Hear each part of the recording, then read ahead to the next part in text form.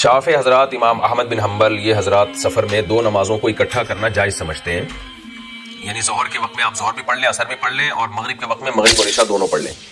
اور ان کی دلیل وہ مشہور حدیث ہے جس میں آتا ہے نبی صلی اللہ علیہ وسلم نے سفر میں دو نمازیں اکٹھی پڑھی ہیں۔ امام حنیفہ کے نزدیک یہاں دو نمازیں اکٹھی کا مطلب یہ نہیں ہے کہ ایک نماز کو قضا کر کے دوسرے وقت میں داخل کر دیا، بلکہ ان کی نظر میں اس کا مطلب یہ ہے کہ ظہر کو مؤخر کیا اتنا کہ عصر کا وقت داخل ہونے کے قریب ہو گیا، لہذا ظہر پڑھی اور جیسے ہی عصر کا وقت داخل ہوا تو فوراً عصر پڑھ لی۔ اس طرح سے دیکھنے میں لگے گا کہ اکٹھی پڑھی جا رہی ہیں، لیکن ہر نماز اپنے وقت پہ ہو رہی ہے۔ اور مغرب کو مؤخر کیا عشاء کے قریب، اور جیسے ہی عشاء کا وقت ہونے لگا مغرب پڑھ کے فوراً عشاء پڑھ لی۔ تو کبھی کبھار نبی صلی اللہ علیہ وسلم نے اس طرح کیا، یہ آپ کی عام معمول نہیں تھی، حتیٰ کہ علامہ ابن قیم رحمہ اللہ نے بھی یہ بات لکھی ہے کہ یہ نبی کا عام معمول نہیں تھا۔ ہم نے شافعی حضرات کو دیکھا ہے کہ انہوں نے عام معمول بنا لیا اس کا، ہمارے ہاں پاکستان میں اہل حدیث حضرات بھی عام معمول بنا لیا کہ جب بھی سفر کرتے ہیں دو نمازیں اکٹھی پڑھ رہے ہوتے ہیں، حالانکہ نبی کی کا عام معمول نہیں تھا، یہ کبھی کبھار ایسا ہوا ہے۔ اور امام حنیفہ کے نزدیک اور فقہ حنفی میں یہ ہے کہ یہ قضا کر کے نہیں ہے، بلکہ دو نمازیں صورتاً دیکھنے میں لگ رہی ہے کہ بالکل ایک ساتھ ہو رہی ہیں، حقیقت میں ہر نماز اپنے وقت پر ہو رہی ہے۔ Wake up to reality. میں نے شرح صحیح مسلم میں نماز جمع کرنے والی احادیث کے کانٹیکسٹ میں سارے ائمہ اربعہ کی رائے پڑھی ہے۔ جو جمع کے قائل ہیں وہ بھی کچھ شرائط بتاتے ہیں، لیکن آپ یہ فہم بیان کرتے ہیں کہ کسی بھی شرط کے بغیر جمع ہو سکتی ہیں، اور آپ یہ بھی کہتے ہیں کہ میرا کوئی موقف بھی ایسا نہیں جو پہلے نہ رہا ہو۔ تو برائے مہربانی اہل سنت میں ان ائمہ کا بتائیں جو آپ والا موقف رکھتے ہوں۔ جی میرے والا جو موقف رکھتے ہیں وہ امام ہے امام عبداللہ ابن عباس رضی اللہ تعالی عنہ علیہ السلام۔ اگر ان سے بڑا کوئی امام ہے تو لے آئیں، اور ٹائم قیامت تک ہے۔ امام آپ نے شروع کرنے ہوتے ہیں 150-200 سال بعد، پہلے کسی امام کو نہیں آپ نے ماننا۔ بعد میں آپ ذہن میں رکھیے گا کہ جب کبھی بھی اس طرح کا ایشو ڈسکس ہوتا ہے تو آپ نے یہ بھی ذہن میں رکھنا ہے کہ سنی اور شیعہ اختلاف یا فساد ہو چکا ہوا ہے، اور تب یہ سارے ایشو سامنے آ رہے ہیں۔ میرا دعویٰ تو پھر بھی ختم نہیں ہوگا، اس کی وجہ یہ ہے کہ میں نے یہ دعویٰ کیا تھا کہ اس پلیٹ فارم پہ کوئی ایک عقیدہ بھی ایسا نہیں ہے جو امت کا پہلے نہ ہو۔ تو مجھے بتائیں دنیا میں 15 سے 20% جو اہل تشیع ہیں، کیا وہ یہ مانتے ہیں جو آپ کہہ رہے ہیں ائمہ اربعہ کی رائے کو؟ یہ تو سنیوں کے اماموں کی رائے آپ نے پیش کی ہے نا۔ تو شیعہ تو سارے وہی موقف رکھتے ہیں جو میں نے رکھا ہے، تو میں تو اپنی دلیل میں ابھی بھی قائم ہوں۔ امت کی بات کی ہے نا، امت میں آپ کے تو 4 فرقے نہیں نا داخل صرف۔ اور میں نے جب یہ بات کی تھی اس میں نے یہ بات کلیئر کی تھی کہ میری بعض باتیں ایسی ہیں جسے شیعہ صحیح سمجھتے ہوں گے، سنی غلط سمجھتے ہوں گے، اور بعض باتیں ایسی ہیں جنہیں سنی صحیح سمجھتے ہوں گے اور شیعہ غلط سمجھتے ہوں گے۔ اور پھر سنیوں میں بھی بعض باتیں ایسی ہیں جو اہل حدیث صحیح سمجھتے ہوں گے، دیوبند بریلوی غلط سمجھتے ہوں گے، اور بعض باتیں ایسی ہیں جسے دیوبند اور بریلوی صحیح سمجھتے ہوں گے اور اہل حدیث غلط سمجھتے ہوں گے۔ تو میرا دعویٰ کہاں سے ختم ہوا ہے؟ میرا تو کبھی یہ دعویٰ ہی نہیں ہے کہ صرف سنی فرقے کے اندر جو باتیں ہوئی ہیں ہم اسے مانتے ہیں۔ ویسے تو میں نے کلیئر کر دیا، اگر آپ یہ سمجھتے ہیں کہ عبداللہ ابن عباس شیعہ تھے، وہ سنی نہیں تھے، تو پھر تو اپنی قسمت نو رو۔ تو ہماری تو دلیل ہے امام عبداللہ ابن عباس، انہی احادیث میں آپ صحیح مسلم کی 1628 سے لے کے 1637 تک یہ مسلسل 10 احادیث ہیں۔ جب عبداللہ ابن عباس واعظ و نصیحت کر رہے تھے اور تھوڑی دیر بعد ایک سنی کھڑا ہو جاتا تھا کہ حضرت نماز کا ٹائم ہو گیا، تو پہلے تو عبداللہ ابن عباس نے اسے اگنور کیا، انہوں نے کہا ٹھیک ہے بیٹھ جا، نماز پڑھنی ہے میں نے بھی۔ وہ دوبارہ جب کھڑا ہوا تو انہوں نے کہا تیری ماں تجھے روئے۔ یہ عرب کا محاورہ تھا، یعنی ماں کب روتی ہے؟ جب بندہ گھوم جائے یا مر جائے۔ تو یہ فزیکلی کو مرنے کی بدوا نہیں دی انہوں نے، یعنی ایک محاورہ تھا جسے ہم کہتے ہیں تیرا بیڑا ترے تیرا بیڑا غرق۔ تو وہ یہ تو نہیں کہتے کہ ہم واقعی غرق کرنا چاہ رہے ہوتے ہیں۔ اور یہ محاورے نبی اسلام بھی استعمال کرتے تھے۔ ایک تو محاورہ بہت استعمال ہوتا تھا، وہی حق۔ اب یہ آپ کو عمر سیریز میں بھی جگہ جگہ نظر آئے گا، وہی حق، ہلاک ہو جا تو۔ اب وہ فزیکلی تو نہیں یہ بات کر رہے ہوتے تھے، ایک محاورتاً بات۔ تو انہوں نے فرمایا کہ تو مجھے سننا سکھائے گا؟ اچھا اب یہ بات ہم کر دیں تو کہتے ہیں یہ تکبر کا جملہ ہے، عبداللہ ابن عباس نے کہا کہ تو مجھے سنت سکھائے گا؟ انہوں نے کسی نے ان کے اوپر تکبر کا فتویٰ نہیں لگایا. پھر انہوں نے فرمایا کہ نبی صلی اللہ علیہ وآلہ وسلم نے بغیر خوف کے، بغیر بارش کے، مدینہ شریف میں یعنی بغیر سفر کے تینوں عذر اڑا دیے. انہوں نے تین ہی عذر ہو سکتے ہیں نا، خوف میں جان کا خوف، بیماری کا خوف، یہ سارے خوف ہی ہیں نا، دشمن کا خوف. بغیر بارش کے، بارش میں ظاہر ہے کریٹیکل سچویشن ہے، گھر سے آپ باہر نہیں نکل سکتے. اس زمانے میں تو ویسے ہی نہیں نکل سکتے تھے، کچے راستے، کیچڑ، پانی جمع ہو جاتا تھا. مدینہ شریف میں یعنی بغیر سفر کے.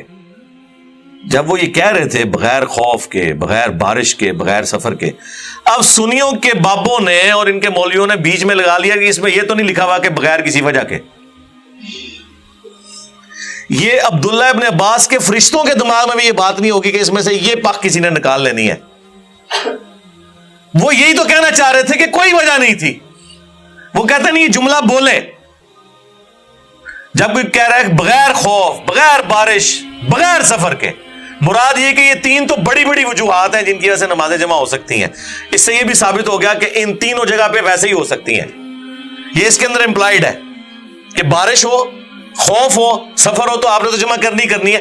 اس کے بغیر بھی نبی علیہ السلام نے مدینہ شریف میں ہمیں زور اثر کی نمازیں جمع فرمائی اور مغرب اور عشاء کی بھی جمع کی. تو تابعین پوچھتے ہیں کہ یہ رسول اللہ نے عمل کیوں کیا تھا صلی اللہ علیہ وآلہ وسلم؟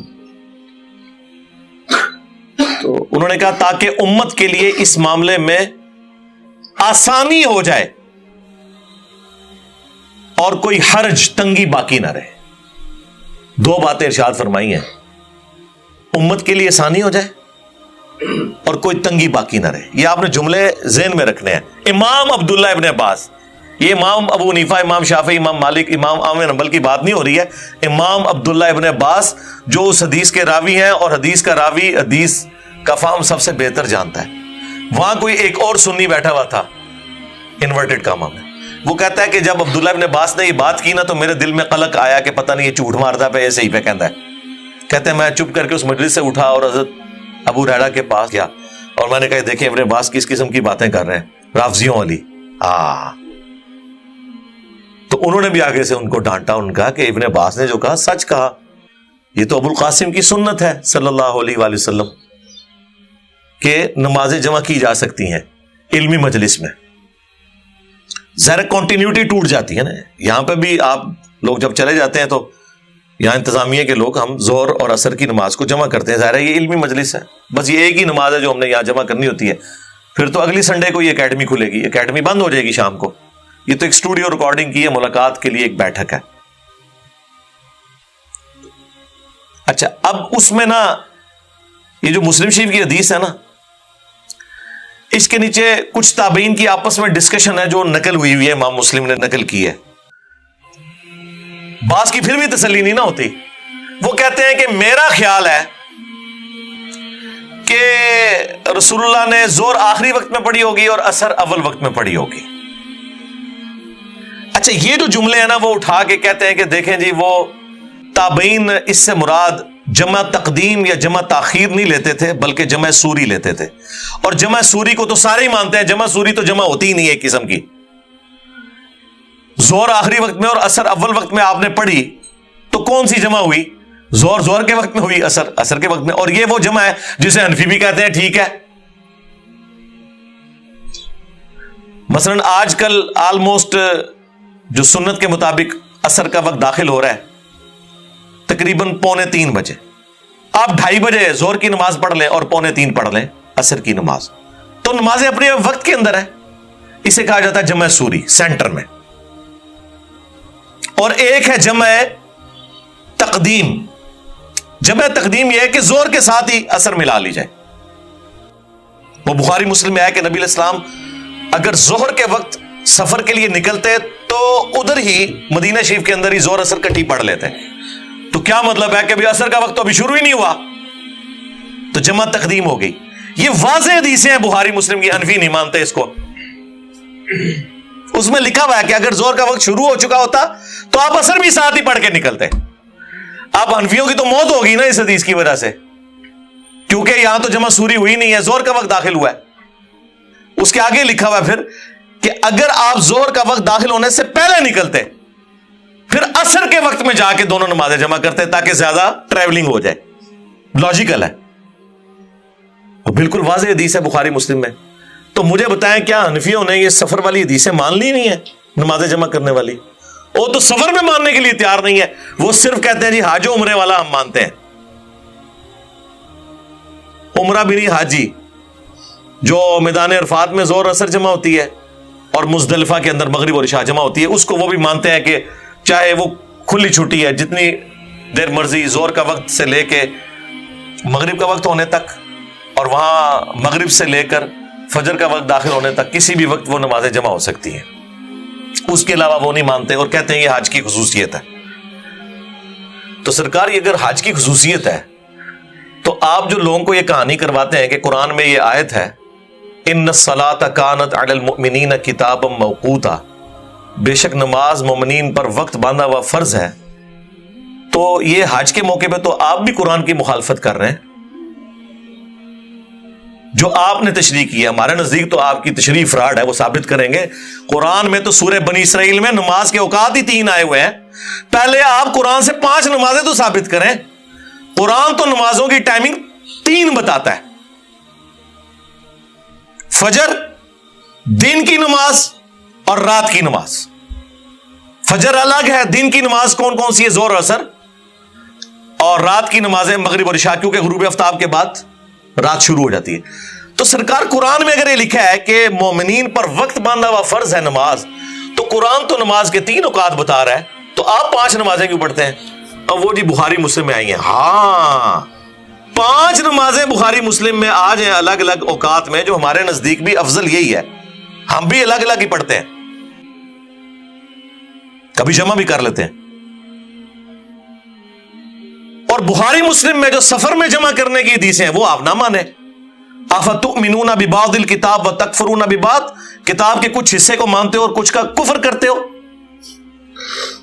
پھر ذلت بھی کاٹنی پڑے گی نا اس شخص کے ہاتھوں جو نعرہ لگاتا ہے کہ میرے نبی سا ہے ہی کوئی نہیں, تیرے بابے تے شے ہی کوئی نہیں.